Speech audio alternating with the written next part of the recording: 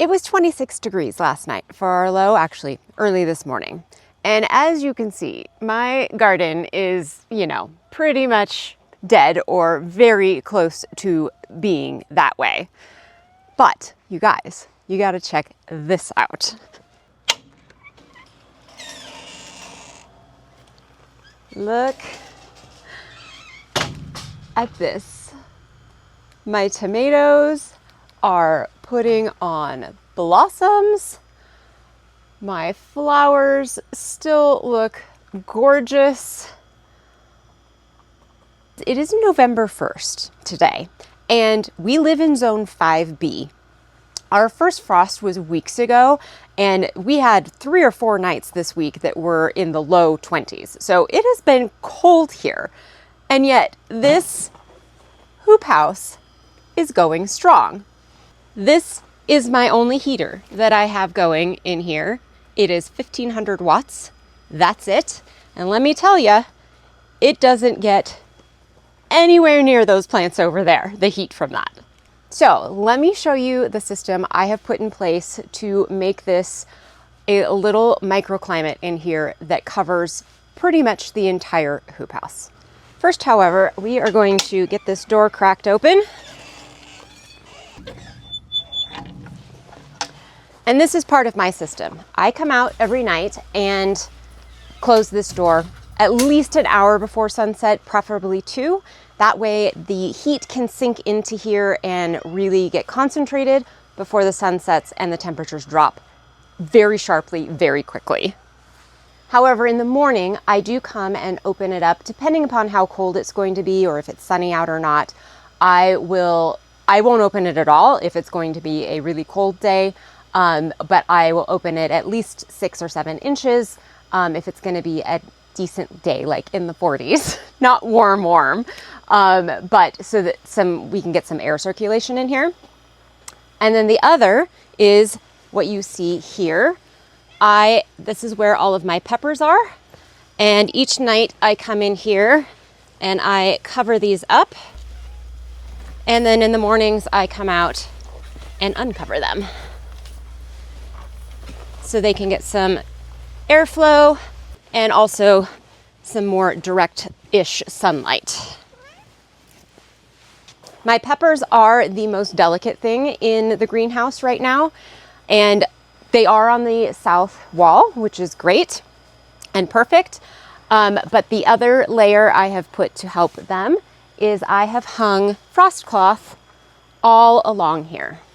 You can see I just have it clipped up here, and it just lines the entire side of this greenhouse. Because the other thing that I have is this little blower guy here, and it is forcing or pulling air in from there, and I have double layer plastic on my roof. This is a little hard to see well, but there is a layer of air in between this layer of plastic and the one on the inside. Basically, all it does is it kind of acts like a puffy coat does. It just adds a layer of air that makes it so the heat doesn't dissipate as quickly and the cold can't get in quite as easily. However, the front, back, and sides do not have that, which is why I hung the frost cloth over there. Now, I have not hung it on this side, but I'm sure if I did, it would stay even warmer in here, especially because that is the north side and does not get any sun this time of year at all. I have a smart thermometer in here, and so it records the temperature 24/7, and I can look at it anytime. And on our really cold nights, it was reaching in below freezing. It got to about 30 degrees in here. So it does not keep this space perfectly warm, but it does. I mean, you guys, you got to look at these tomatoes. I mean, not only are they flowering, but they are setting new fruit. And up here, it's just insanity. And on my pepper plants, look at this. Let's see, what is this? This is a peppercini. And look at all these flowers. And I mean, even the pepper plants, which are definitely, like I said, the most delicate and sensitive plants in here. And yet I have peppers that are getting ripe on the vine. I actually had a friend come over just a few days ago who picked a bunch of the tomatoes that were here. So I don't have many ripe tomatoes on here, but they are actually still ripening in here. And it's just amazing. And then my flowers, I just can't believe them. The anise hyssop, this has kind of been looking like this since the end of summer, but this is my feverfew. My straw flowers are still going strong. My eucalyptus, which also is a fairly sensitive plant to cold, and it just is looking absolutely stunning.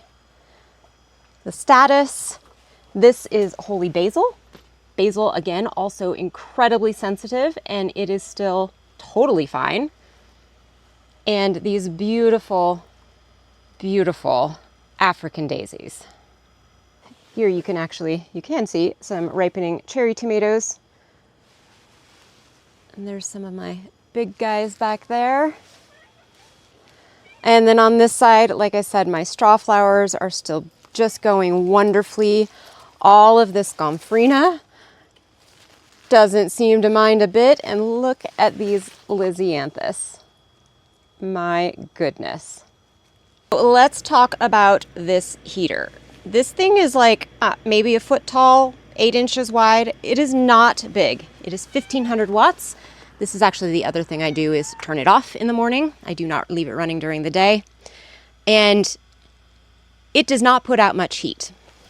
You can maybe feel it about 5 feet away or so, the very edges of heat blowing at you, and that's it. So this greenhouse or this hoop house is 14 feet wide by 20 feet long.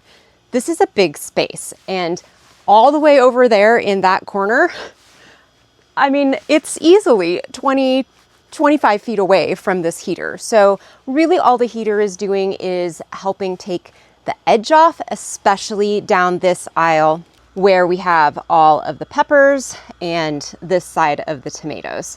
I honestly am maybe optimistically hoping that I will be able to pick a bouquet of flowers for my Thanksgiving table this year because of this setup that I have going. And you know, it takes about 5 minutes a day total, morning and night. Come out, open the door in the morning, turn off the heater, take off the covers of the peppers. At night, just do it in reverse, get the door closed, and that's it. That's all I'm doing. And I will admit that electricity is very inexpensive here in Idaho. So the cost to run the heater for 12, 14 hours at night is pretty negligible for me. Other places that might not be the case, but it is not very much. But then of course, there is the cost of the hoop house. And this hoop house cost me, I believe it was around $5,000. And that included everything, like every piece of the hoop house was included. It didn't include the beds or the gravel pad that I put on. That was maybe another couple hundred dollars for the bed and the dirt. But overall, so I would say maybe $5,500, $6,000 for this entire setup, which is significantly less than building a full-on solid greenhouse. But I would imagine that I am going to get easily, well, our first frost was the beginning of October, and it's the beginning of November, so that's an entire month extra. And like I said, I think I will probably be able to keep this going until at least mid-November, if not the end of November. So that's a month and a half to 2 months of extended growing time for me. And that also happens on the other end. In the spring, I will be able to start planting out here in April, and our last frost is typically the end of May. So it's such a game changer when you live in a cool and cold climate. So like I said, this isn't inexpensive, but if it is something that you've been considering, then this is your sign to definitely go for it. And the other thing that you should think about is the U.S. Department of Agriculture offers a refund basically for hoop houses. It varies by state, so you need to look it up with your local district office. But a lot of places offer, you basically get one of these for free. And you have to pay for it up front and you get reimbursed. And there are rules around it, but you can get one of these for free or very much discounted, like maybe 10% of the cost of it. So if $5,000 or $6,000 is not something that is doable for you, absolutely take a look at that.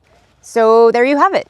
Proof that having a season extending structure like this is well worth it.